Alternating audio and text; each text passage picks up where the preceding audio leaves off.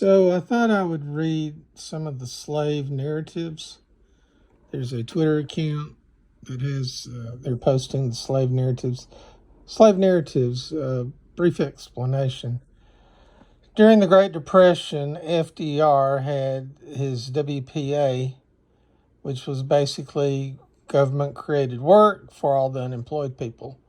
Well, some of the, or one of the jobs that the WPA created was for people to go out and interview surviving slaves because they were still slaves. They weren't slaves, but the people who had lived through slavery were still alive during the Great Depression.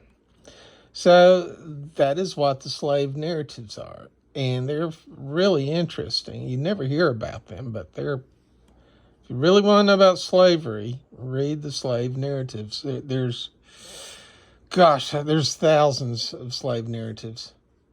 Imagine that during the Great Depression, there were still thousands of ex-slaves still alive in America. Anyway, let's start off with this one. This one's short.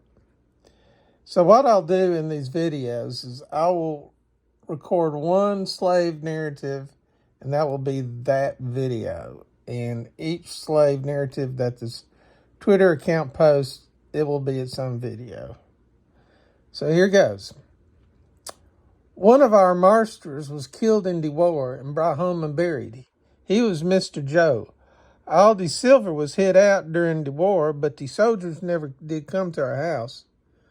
One day my daddy says, "Hannah, Marster set us free now to do what we want to do." But us stayed on 2 years more. In a few years I married Milton Hurd and had a calico wedding dress, and Judge Reed married us in Opelika in the old Plank Courthouse. I didn't have no children, and I lives now with my niece, Sally Thomas. I don't know what I think about Abraham Lincoln. I don't know nothing about him.